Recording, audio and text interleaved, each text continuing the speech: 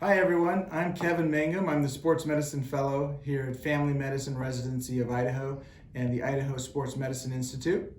I'm going to talk about three things that every family medicine should know, and every family medicine physician should know, that I've learned in fellowship during my sports medicine fellowship. The first one is called a Lisfranc injury, and I have this model right here. And usually the mechanism of injury is plantar flexion with an axial load, or they can also have hyperplantar flexion, and they disrupt the joint between the first metatarsal and the second metatarsal and the cuneiforms. And there's a ligament right here called the Lisfranc ligament.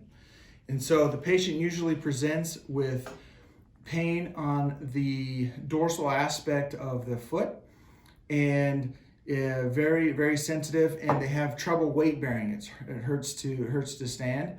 So what we need to do in your office is get x-rays, bilateral, both sides, and compare on x-rays, weight-bearing x-rays, the space in between the first and the second metatarsal. And if that is widened, then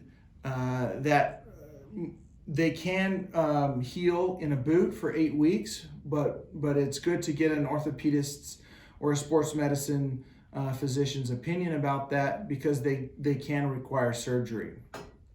So that's a Lisfranc injury. The second injury is also in the foot that I want to talk about. You can have stress fractures or avulsion fractures or Jones fractures. So you can have some fractures here at the proximal aspect of the fifth metatarsal. So as the peroneal brevis comes down and attaches here, you can get an avulsion fracture. That's a zone 1 fracture. Or you can get a zone 2 fracture. This is called the Jones fracture. The zone 2 is a fracture on the fifth metatarsal that comes right into the joint where it meets with the cuboid and the fourth metatarsal right here. That's a zone 2 fracture. They have a high probability of non-union because it's a watershed area for the fifth metatarsal. So if you see a fracture in there, it's best to refer to an orthopedic specialist to monitor that fracture closely, so that if it does create a non-union, you can place a screw inside the fifth metatarsal to help stabilize that fracture. So Lisfranc injury here, Jones fracture through the zone 2 of the fifth metatarsal. And then my last one that I would like to talk about is femoral acetabular impingement syndrome. Patients usually present with anterior hip pain, and it hurts usually on physical exam when you do a fadir test, F-A-D-I-R.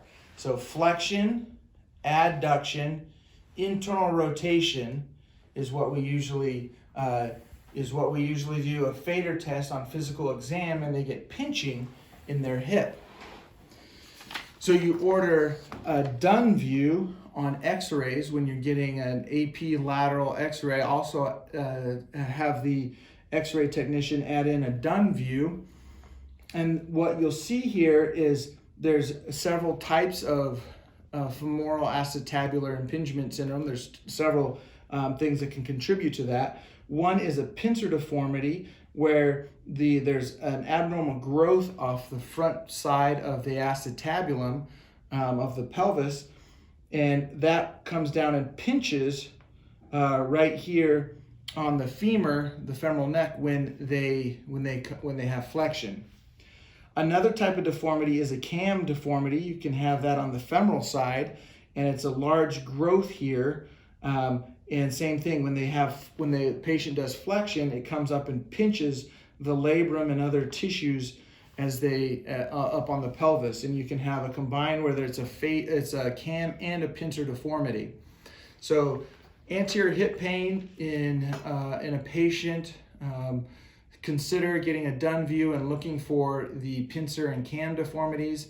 and you can diagnose femoral acetabular impingement syndrome. There is a surgery to kind of correct that. It also has a high probability of having a labral tear, and so you can consider getting an MRI for further evaluation. But those are the three conditions that I wanted to discuss today: Lisfranc injury, Jones fracture, and femoral acetabular impingement syndrome. All right, thank you. Have a great day.